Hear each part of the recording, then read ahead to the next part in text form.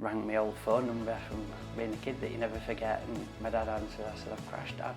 It was already like looking like a standard year for me. 45th operation, yeah, so it's a weird corner. McGuinness told me that 6 people have crashed on that corner. It literally did nothing different to what I've done for 20 years of riding around there. My dad had said, "Surely you're going to retire now." And I said, "Why would I retire now, Dad? I've just nearly died of a stroke. Like, I could have died today." You literally couldn't write it, could you? No. Like, what could, somebody's up there going, what can we give to Hutchy this year? Welcome to episode 2 of the 2024 Attention Paddock series, and we are in North Yorkshire, not too far from where I am. You can probably guess who we're going to speak to. We haven't spoken to him for a couple of years, and since then his life and his racing has been a complete roller coaster. It is, of course, Ian Hutchinson, who is now a builder. Hutchy, my man, thanks for the tea. What cup did I give you? Oh, best daddy. Well, actually, that is right. I think I am. I'm still paying me. She's 21. I'm still paying the car insurance, so I think that counts. Been a while since I've seen you. Been a while since we've done this chat, and there's been quite a lot going on with you. But since then, since we last caught up with you, it's been another trough in the Hutchinson roller coaster of life. Yeah. Always, isn't it? Yeah.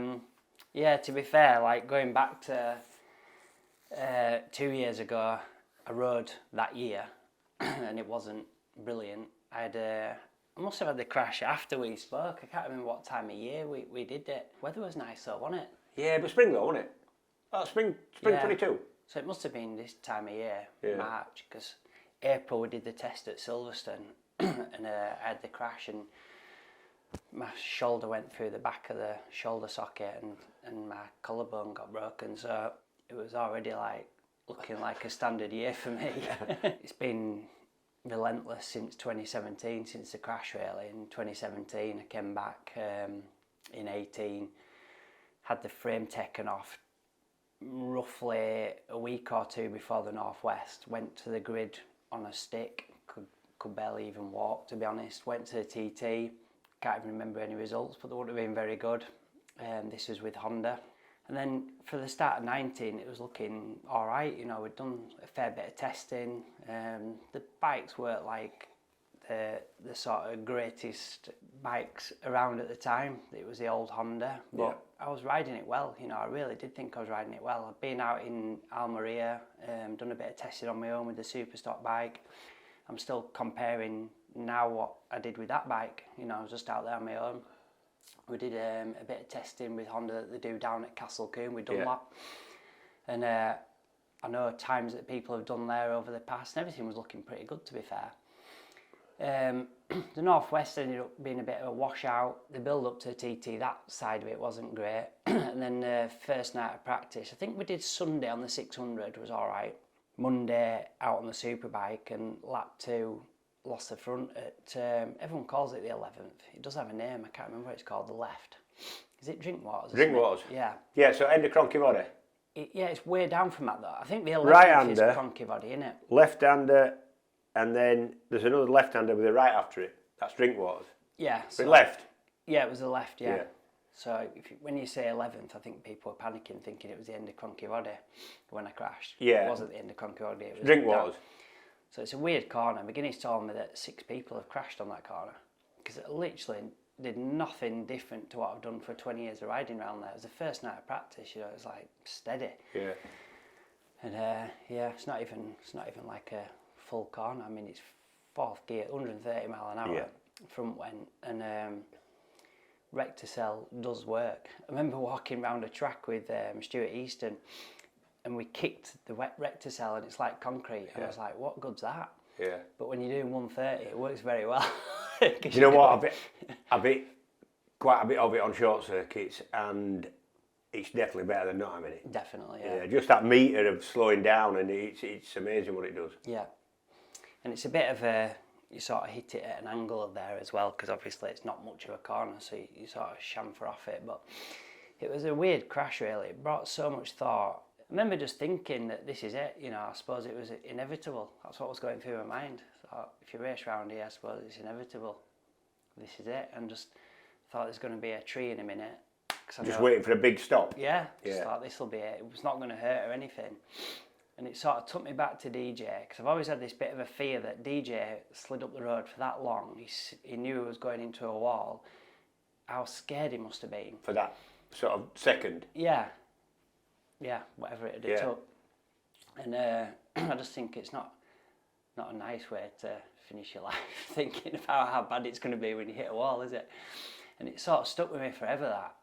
And it was total opposite. There was none of that thought at all. I just thought, that's it. Yeah, isn't it?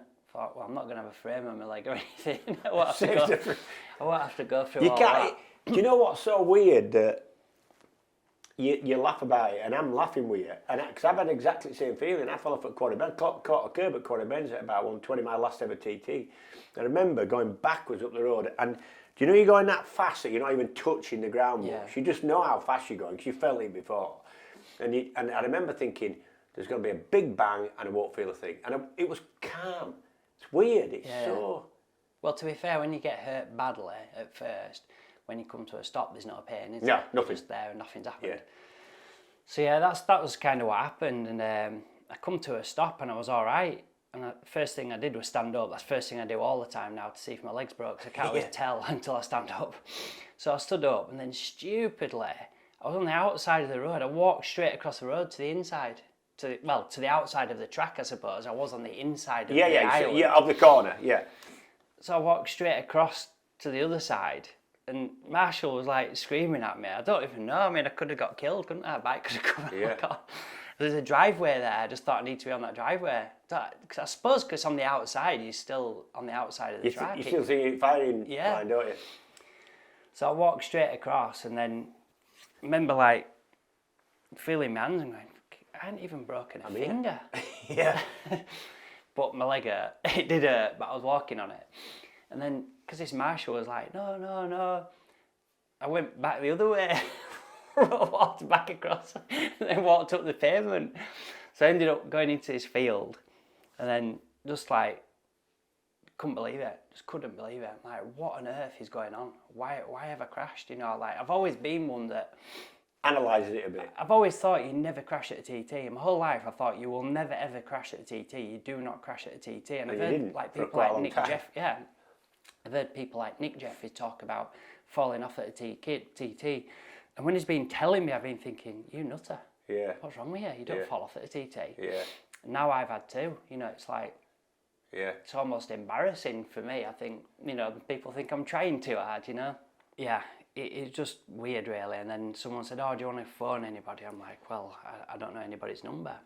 Then I did think, oh, I know my original home number, and I know my dad will be panicking if they've put on the radio, you know, that I've crashed. Even, you're missing even? Yeah, and my mum wasn't well at all at the time, so my dad was at home, my mum, and the last thing I needed my mum to find out was that I'd crashed at the TT. Yeah, I got this guy's phone and rang my old phone number from being a kid that you never forget, and my dad answered. I said, I've crashed, Dad. It's like, what is going on? Like, I don't know, but I'm all right, and I can't really remember the rest of the call, and I just wanted to get back. But I was on the inside then. There was no, even if I was on the outside, to be fair, there was no way of getting back where I was. Then this guy said, oh, I can get you over the field. So gets in his car. It took hours. I was like, I got back, it was pitch black at the paddock. And the bike had come back before me, I think. I remember coming out and wheeling the bike out, and Chris saying to me, you hadn't even broken the screen. The screen was broke, but only like half of it.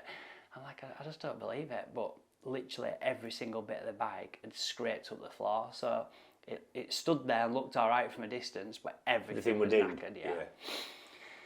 So yeah, it was just a nightmare really. The end of 19, that was it. So the good thing was the rain. It rained. So I was talking about this recently, and I thought it was about 1 o'clock in the morning, but I was looking through pictures.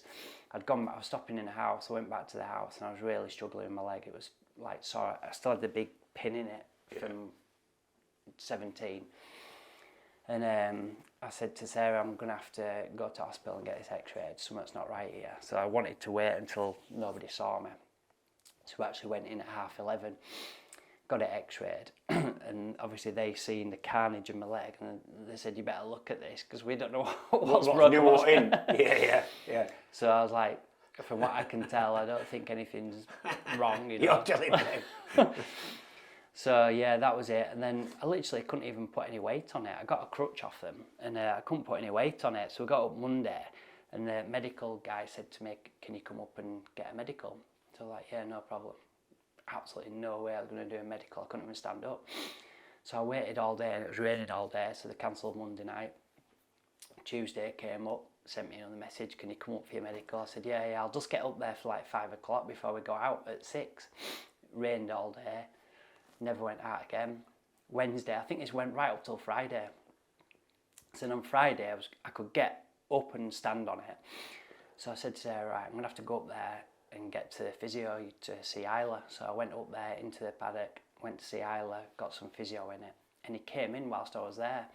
And he said, "Oh, you all right, Ian?" I said, yeah, I'm all right. He said, "Okay, yeah, you're all fit to go then." I said, yeah, that was my medical done. I didn't have to do anything. So, yeah, then we went out, I presume Friday night for the practice. Did the superbike race. I think I finished anyway. I can't remember where I was, 10th or something like that. And the next race was the stock race, and I'd only done 1 lap on it. You got to do 2 laps to qualify. Yeah.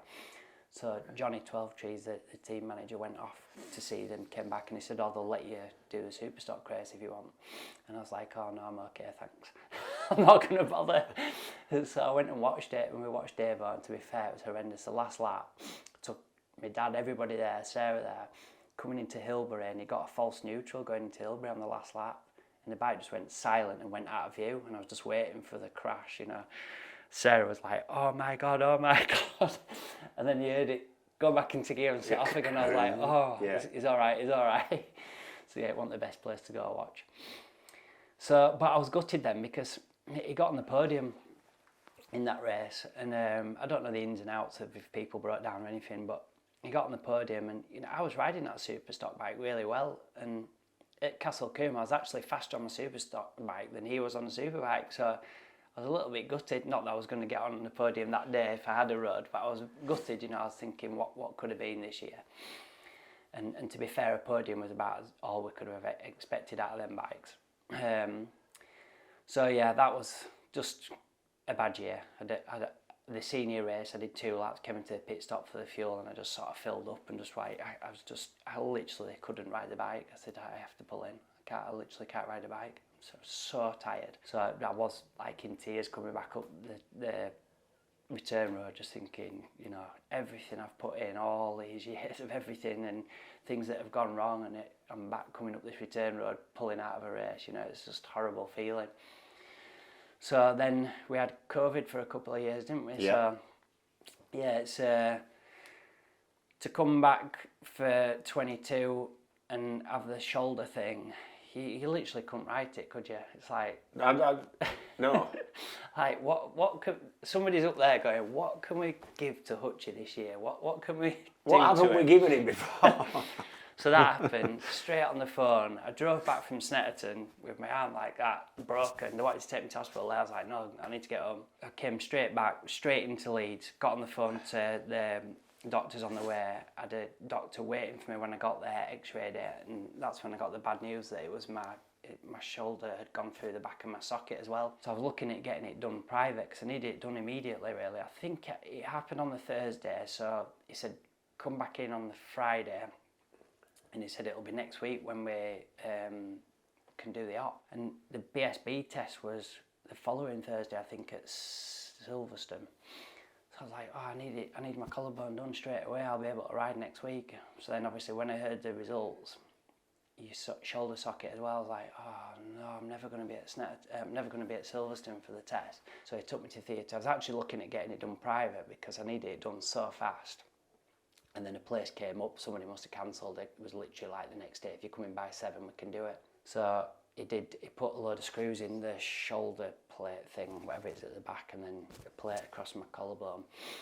And then I think it's 4 or 5 days after I was at Silverstone test. And I couldn't brake at all. Couldn't take it away on it? No, luckily there's only 2 corners that I was struggling with, really. When you go for that Maggots bit, struggling to brake there, end of the back straight, struggling to brake, and it was a left-hander, I couldn't hang off or anything. But I got the day done, and I sort of just did what I normally do and just pretend nothing's happened. Try train best you can, ride the bike best you can. So that's how it was really. And then the Northwest yet again was a washout. The super bike race was a bit embarrassing. I mean, it was pouring down with rain, but it means a lot to Milwaukee and Philip Neal, and I know it's their event, and like for me I would have just pulled in. It's not for me racing around there in the wet at all now, so but I knew it meant a lot to him, so I carried on plugging away, and I actually finished 4th, but I was over a minute, probably like a minute and a half behind the leader. It was ridiculous. I thought I'd done a good thing by staying out there, but I think Philip was embarrassed. Yeah. Then we went to the TT and just struggled the whole fortnight really with everything, and you know, looking back, the shoulder definitely wasn't helping.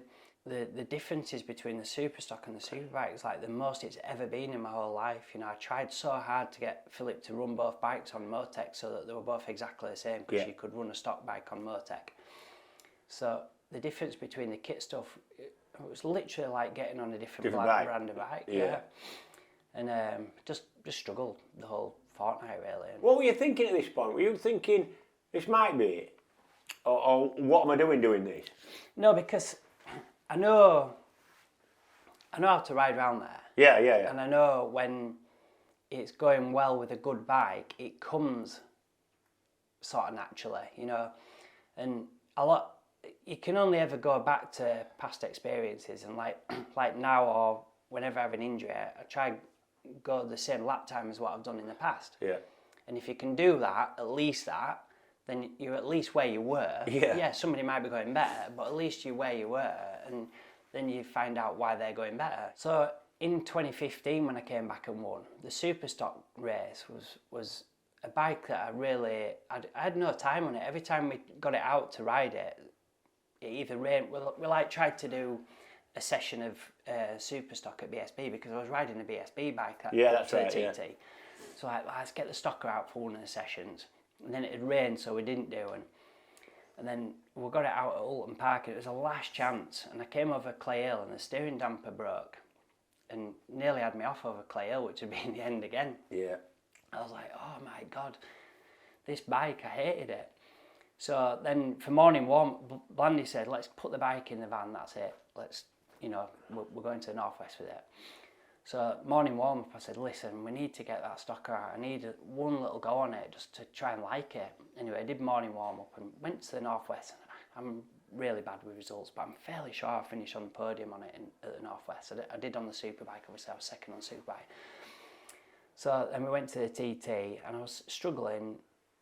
Like, it was not my favourite bike, and I was up against Michael on a BMW, which was difficult. Yeah. And I won the race. You know, it was that race where I went up the banking because I ran out of fuel. So bikes started going so fast. You needed a lot of fuel back then for starting to do 132s, whatever, 133s on stockers. And I remember coming into Ramsey and the fuel light came on. I was thinking, I wonder if that actually means a fuel light on these. You don't even know, do you? Like what setup is and what they've chopped off and what they haven't. More floating around or whatever. But I thought if it does mean that, I'm not getting it back. I came out of Bungalow and I had plus 17 seconds last lap. And McGuinness was there and it started running out, so I just sat in behind him. I literally went from Bungalow all the way up the hill with like an 1/8 of throttle on and just stayed behind McGuinness. Really, I mean, well, he's going to draft well, isn't he? You're going to get a good draft off. It's really weird though, like to stay the same speed as going up there like that. So we come round the 32nd into Windy Corner, and the helicopter come past, and obviously I spoke to John since this, and he said, I seen the helicopter and just thought the leader's come in, get out of the way. See, you don't even want him to get out of the way. You can see the footage from the helicopter. I went past him pointing at my tank because I was out of fuel. So yeah, it just felt like 2 minutes to get from there down to Craignabar and then back down from there. I was like, waiting for it to stop. 17 seconds. I felt like I was losing a minute every straight, you know. What did you win by? I think the good thing was, because it was 17 seconds, Michael's obviously seen his and thought, no chance. Yeah. So I think it was still 15 at the line, because he knew he had no chance. So I don't think I lost as much as you'd think, but So yeah, I came round into Bedstead and it cut out completely because there was no fuel at the pump. And obviously my throttle's still open, and then it came back in full. So I just remember looking at the Shamford curb and thinking, I either lay it down and try to get around the corner, or just go up that curb, it'll be all right, it's Shamford, you know. But obviously you don't realise how fast you're going. I went up the curb, up the bank, came back down, and somebody gets a picture of it. So yeah, to win that, where I was getting to is, I walked through the paddock with my dad after it, and he said, I thought you didn't like that bike. And I said, do you know what, Dad? This place is either one of them places where you can either do it or you can't. And today I could do it. So I always look back at that and think, when I get on the right bike and it's working for me, It'll still be there. It'll be there. It will be there, you know. I cannot look at 2022 because it didn't matter if I was at the best time of my life riding that bike. I wouldn't have won. I couldn't have done it, you know. You can only go back on your past experiences, can't you? And then missed last year. And then, yeah, so I had no ride after the TT at all. So I did some instructing for focused events, started in September. And I did 48 days from September till February. You know, I know it's not racing. I was on a road bike and stuff, but I was keeping on a bike. So I took my bike out there, did a lot of training. So for the last one in February, I said to Philip, can I borrow the like practice bike they've got, a bit of a half super stock bike. I'm going out in the van myself, I'll teach on that, do a little bit of days that I can on my own. So I did that, did one at Andalusia, 2 days off, and then I had 4 days at Almeria. And in January, I'd got like, you know when people say I've had a cold and I've been in bed for a week, I've always said, what's wrong with you? Yeah. Like there's no such thing as being in bed for a week with a cold. That actually happened to me. Yeah. Anyway, it come to Friday and I had to leave at about 4:30, 5 in the morning, driving in the van to get the train that was booked to go to France. And I was still like shivering in bed. So I got up, drove down there, got on the train, I need to get some sleep. It's a combi van, so I got in the back, tried to sleep. You were only on it half an hour, couldn't really sleep. I was like delusional going down there, whatever the word is. Like I was like hallucinating. And also, I don't know how I didn't crash. And I got halfway through France, stopped at a hotel, went into this hotel, had a shower, got into bed. And I must have dreamt in the night that I was sleeping on a coffee table. or hallucinated or whatever. I was thinking, what is going on here? Why have they put me on a coffee table? And I've been freezing for a week, like I couldn't be outside at all. So I woke up in the morning in a bed with the window wide open.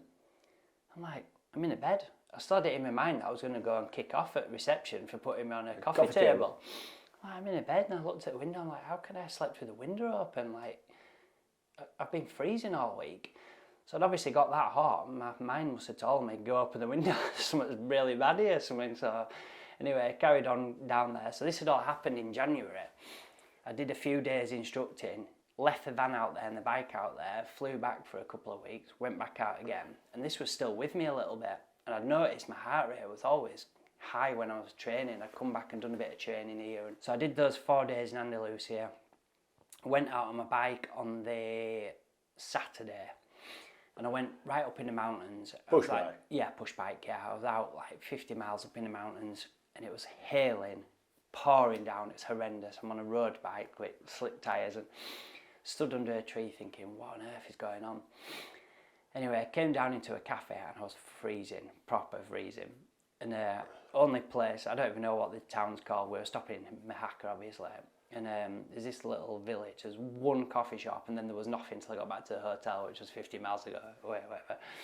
So I pulled up, you know what their pavements are like over there? They're like glass. Concrete?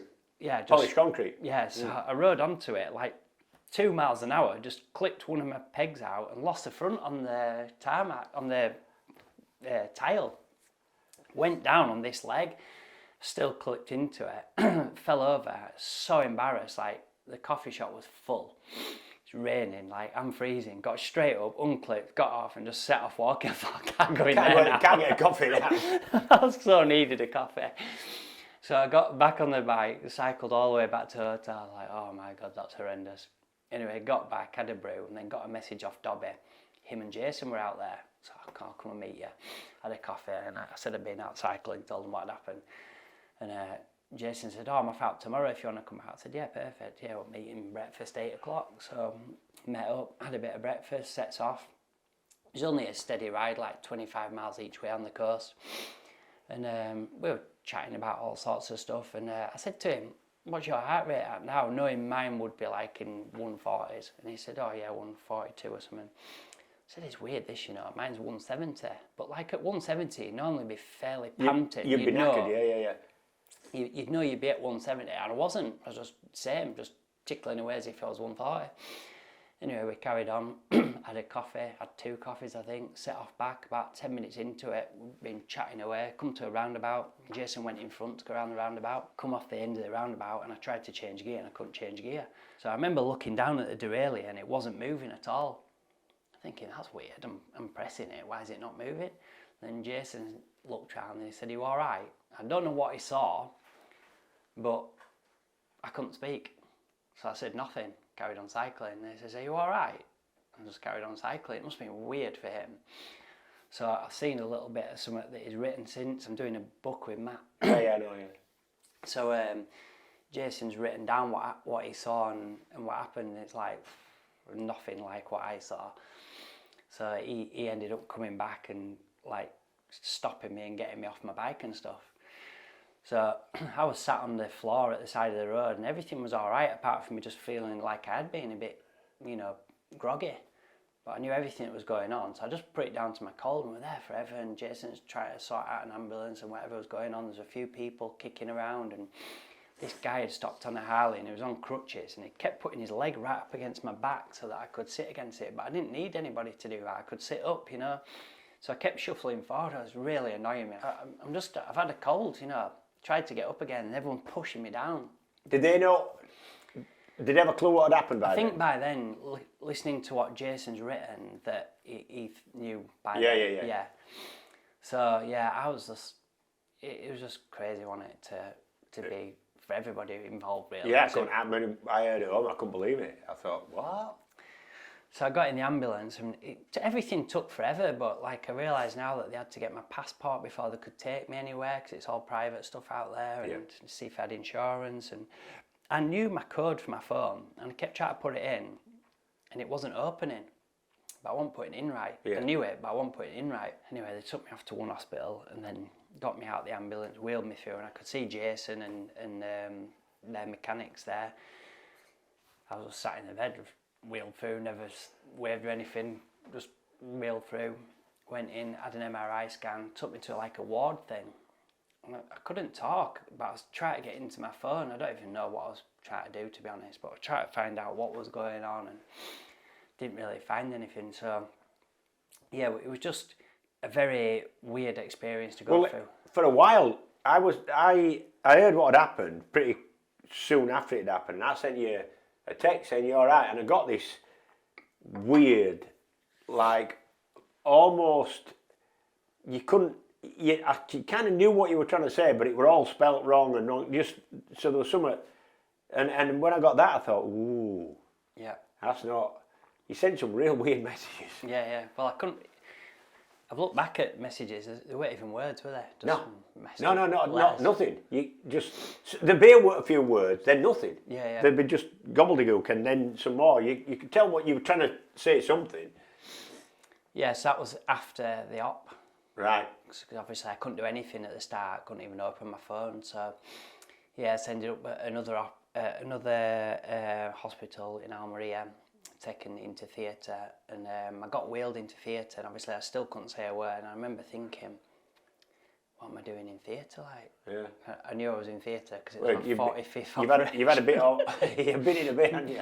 45th operation, yeah. So just remember thinking, what on earth could have happened to me to be in theatre and getting put to sleep? Remember the mask going on my face, thinking, I'm getting put to sleep. So yeah, that was it really. Came out in high dependency, and I could say 2 or 3 words. Didn't make sense. Sarah came to see me. I kept saying motorhome and little one. So she thinks I was saying motorhome because we lived in one for a year.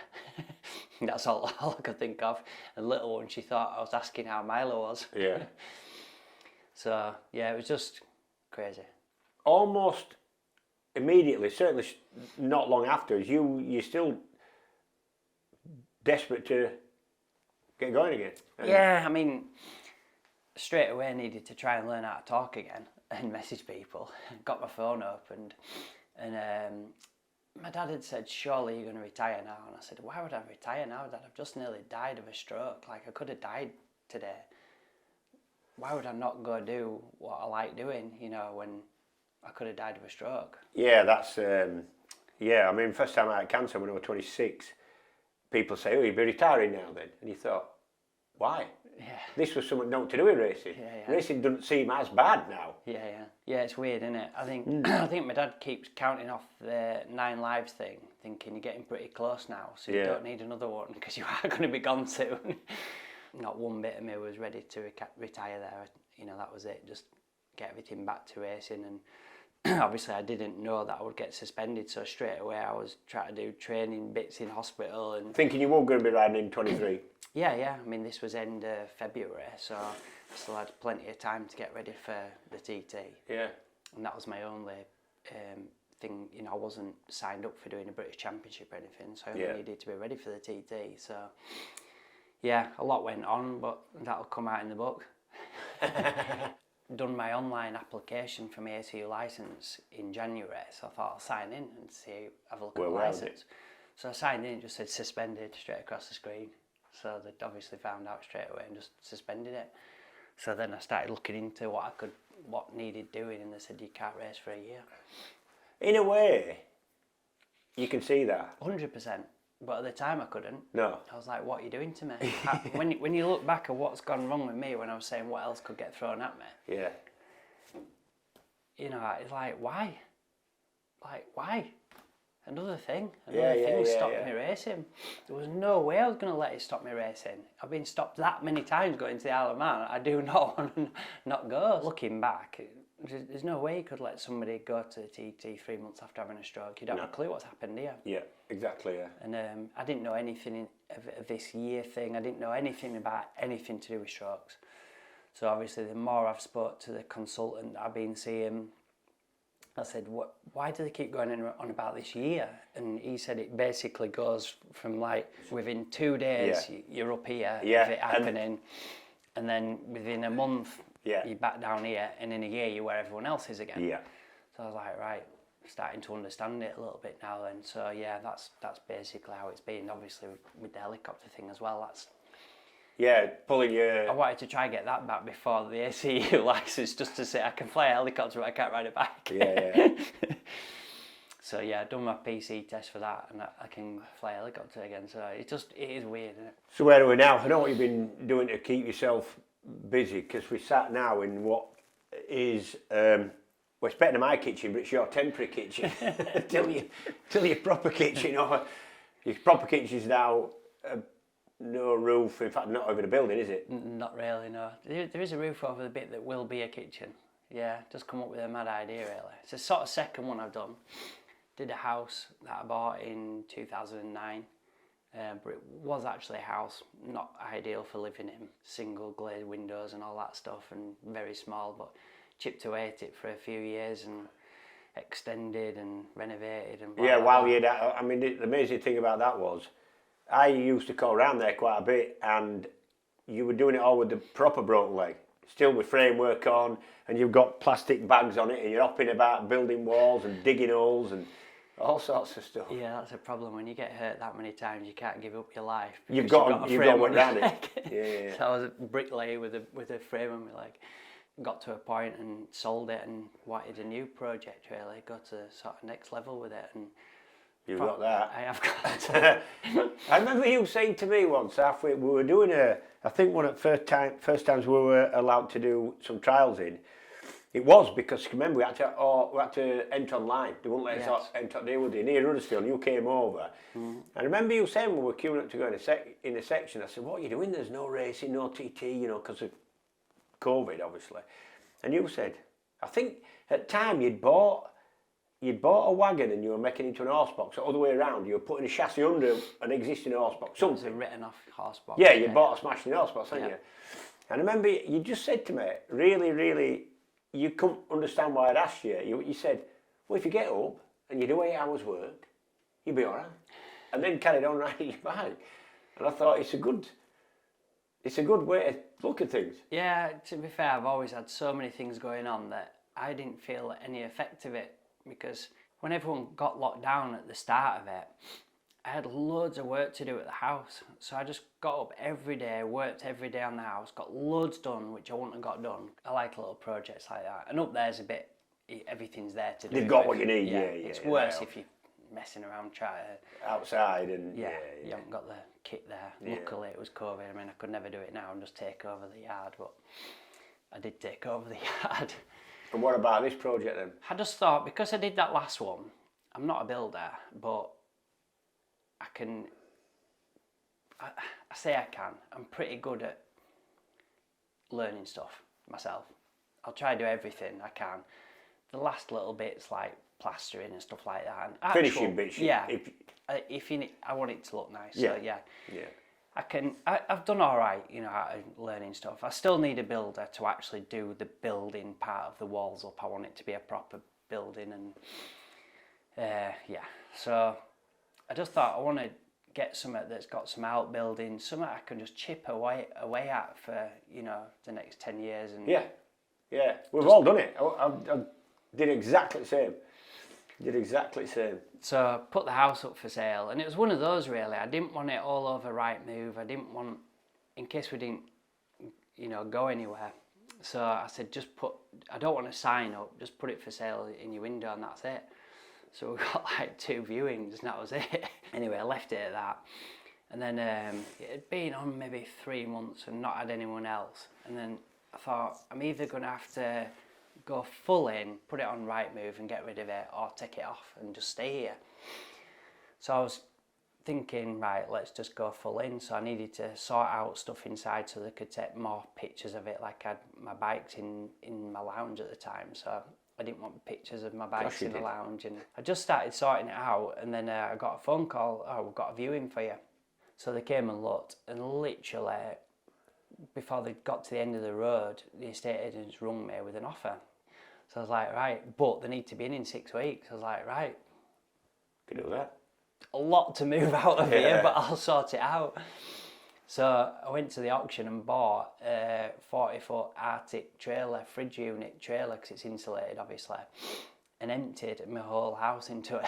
I had to chuck so much stuff, even the Arctic wasn't big enough, but a bit of a nightmare. Anyway, we did that, and then we had nowhere to live. So I had the 5th wheel motorhome, so I'm like, well, we'll live in the motorhome for a bit. We put the motorhome on a campsite, had Myla, came back to the campsite. So on Myla's birth certificate, it's, can't remember the name of it, but campsite, something campsite. So yeah, then this place came up, literally the day it came up. My mate had rung me, I'd have seen it because I was looking at Rightmove every single day, but my mate rung me up and he said, oh, have you seen that place? I was like, Jesus Christ, perfect. Let me go have a look at it. Came up to look at it, and like most people, like your partner would have said, what are you thinking? Too much. But yeah. Sarah's like, oh yeah, it's this up here. So I was like, I can do this to this, I can do this to this.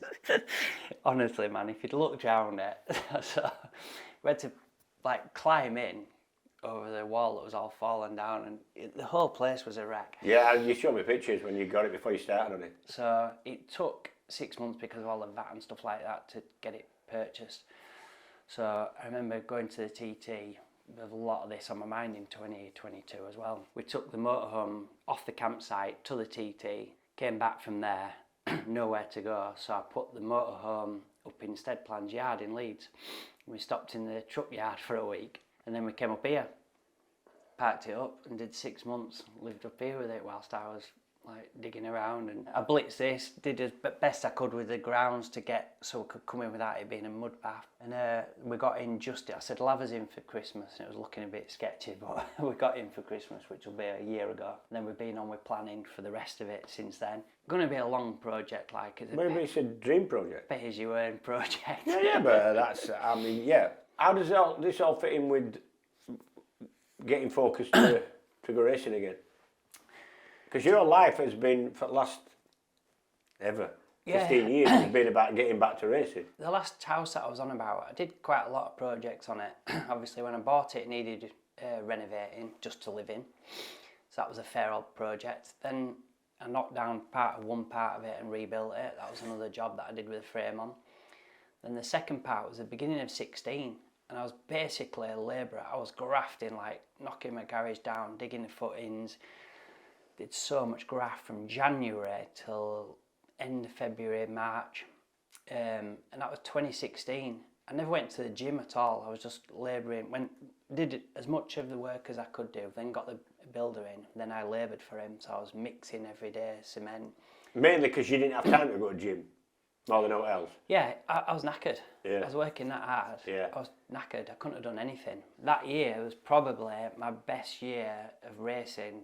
I won the Northwest, 3 TTs, second in the Superstock Championship, won a few Superstock races, won 4 races at the Ulster. Was that year? Yeah, it was, yeah. It was a mega year. Never went to the gym. Well, but I've always believed that if you're working hard and doing what you want to do and your mind's in the right place, yeah, that's as good as.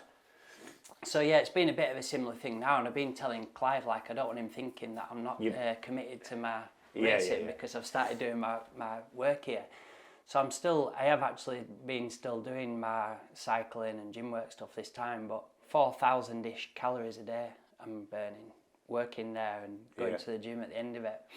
It's just mental because it's actually too much. Yeah. It is too much to go racing. Then you start focusing to go on your racing. Yeah, like we're going to do a race. Hopefully the weather's going to be good enough by the end of this month.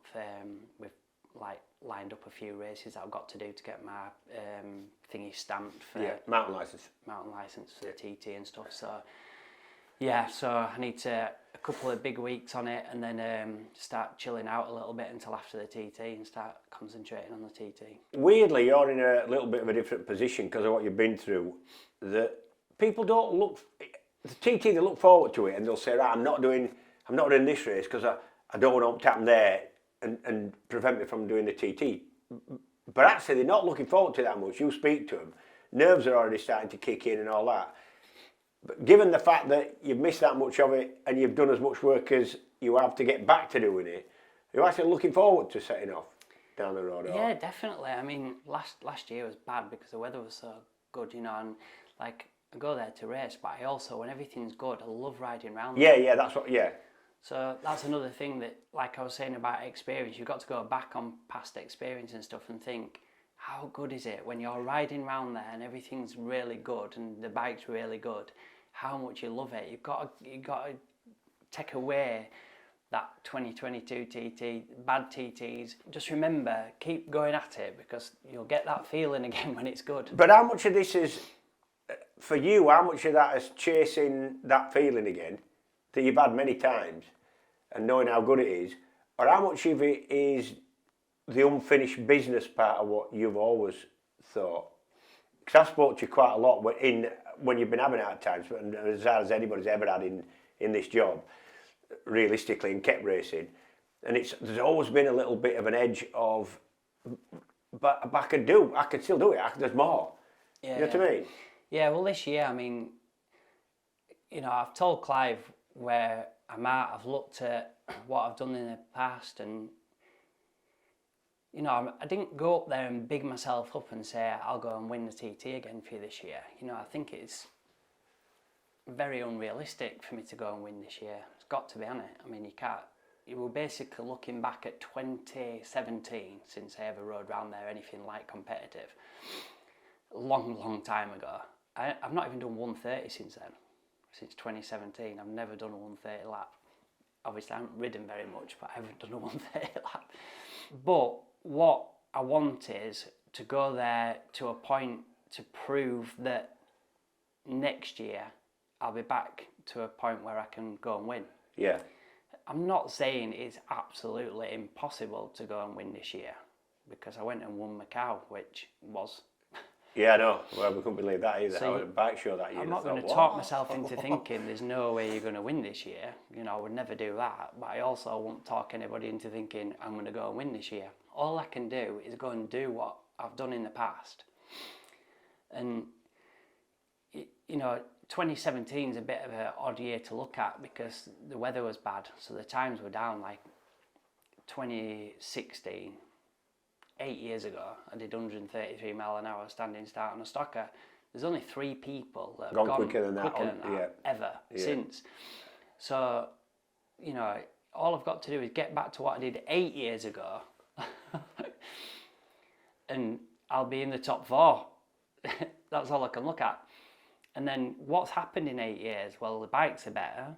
You're now on slicks. The track's got better. Last year, unbelievably, was 2 weeks of sun. So those times were what they were. They're never going to get, So I'm looking at, you know, seconds to find from what I did 8 years ago. So I can only look at these things, you know.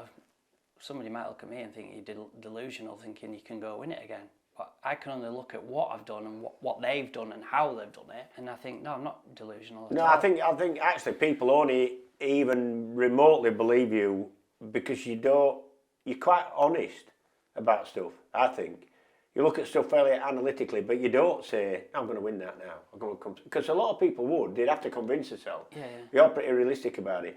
Even I know Matt was telling me that you were talking about Fogarty doing his 123 and you'd watched it, and you never hear anybody saying that anybody who's done anything before they don't get a lot of credit. When you're in the game, you look at the people who's gone before and think, well, it must have been easier or whatever, you know, and it's not till afterwards you start realising that maybe, you know, you're seeing things in context. Yeah. And he said that you said, oh no, Fogarty were I've never seen anybody ride like that around there. And I like that. Well, yeah, I mean, people put these times together now, and I mean, Foggy was unreal how hard he rode. I've never seen anybody ride as hard around there, short circuit stuff, ever. Unreal. And you can't say it because he's a mate of mine, so it's difficult to say. And he's not a mate of yours, but you can still see it. Yeah. Same with DJ. When DJ did that 127, everyone wanted the TT to be stopped. I thought it was crazy. Yeah. Whereas people now, well, every man and his dog's done 127. I'm like, half the corners aren't even there now that he had to go around. Exactly. Going around corners in second gear that you're going around in fifth gear. And like, look at the bike. If you pulled that bike out now and got it out, you'd be like, job's come on a little bit, hasn't it? Foggy had 120 horsepower. That's it. Less than a Super Sport by quite a bit. Yeah. And the thing were hanging. So no. What I'm saying is, I like it. It's quite realistic to. DJ's Superbike was probably like 150 horsepower on it. Doing 127 on it. With half the corners that high. Exactly. So what I'm saying is, you do.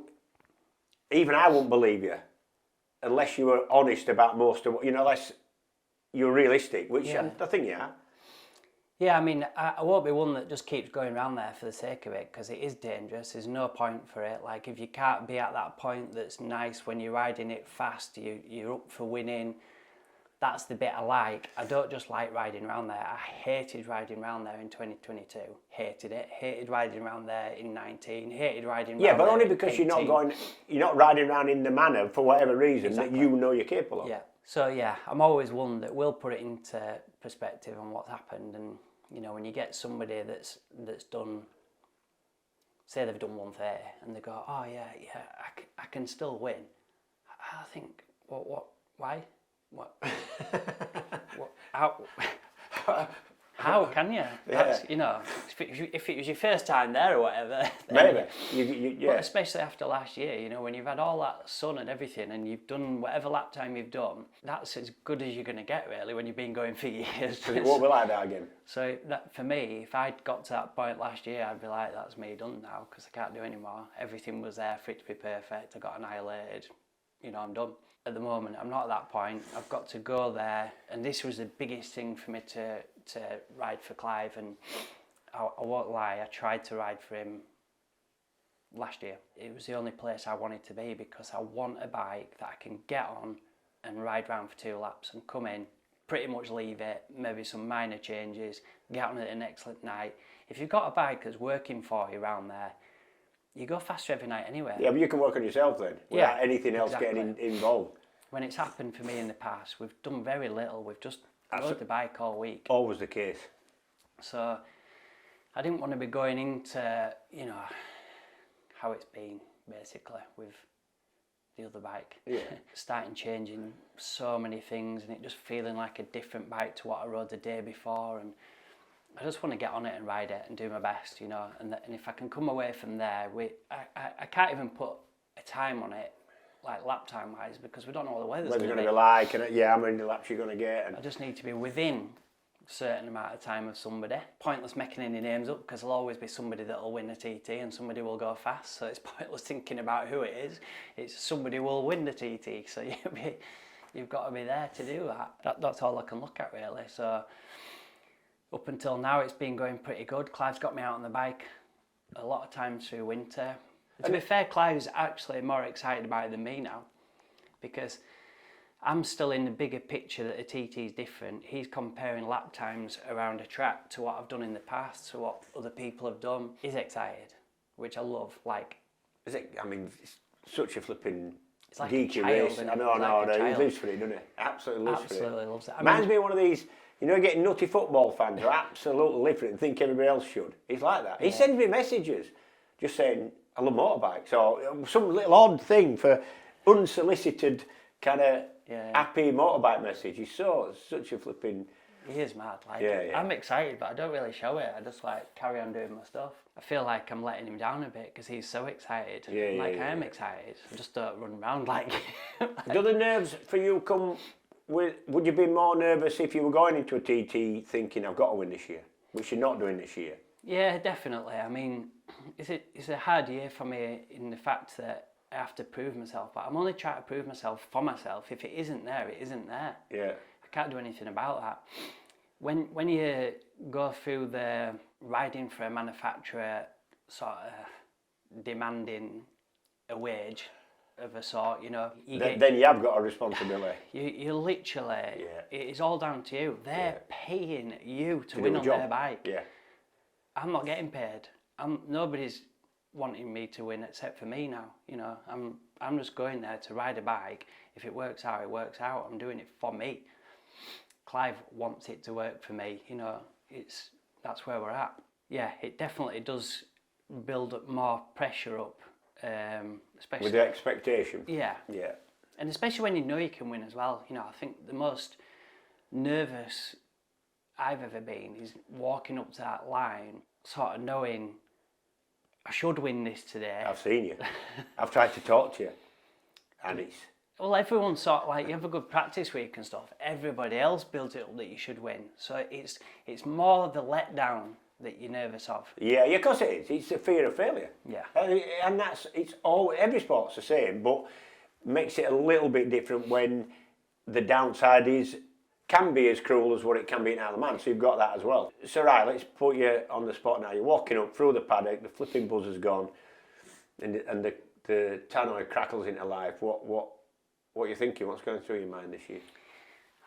Until you get there, I don't think you can really... No, you need that practice week to go good for you, don't you? Just walk into a line thinking, I've got to ride round here the fastest I've ever rode round here in my life today, and you can make it worse for yourself, like thinking about all the things. Like, at the end of the day, if it's going well for you, just jump on your bike and do what you can do. If somebody comes out of the woodwork and beats you, you can only work to your pit boards and do what you can do. You know, you can't force it. You can only do what's within yourself and what you've got. So that's where it's at. I think the job with the 600 is a little bit of a... I don't really know where I am with that. Like, I was always excited about the 600 races because I like riding them, but it's all over the place with the rules now. Yeah, it is, yeah. Like, I've kept away from the twin thing ever since it started because you had to be on one bike to win it. You could easily find yourself on a bike that didn't matter what you did, were incapable of winning. Yeah, what's the point in that? Yeah. You basically had to be on a pattern or you couldn't win that race because the rules wouldn't allow any of the other bikes to win. And I sort of feel like the 600's getting a bit like that now. I think, why am I going to go through all that to ride a bike round that you know you can't win on? Yeah. Like, how hard am I going to try? Because you can't win. Yeah. I don't know if you can or you can't. I don't know. It's just a bit up in the air, but... Well, you would think that the bike that's going to win is probably going to be one with a lot more CCs than one. If you've got 1,000 cc or a 7... whatever that other... 750 Suzuki be alright, or what is essentially 1 litre Ducati, or you've got I guess 765 Triumph. Yeah. It's bizarre, really bizarre, but it is what it is. That's one I can't get that excited about when I used to do, you know. I've not even rode the bike yet, to be fair. Clive's excited about that bike though. He really does.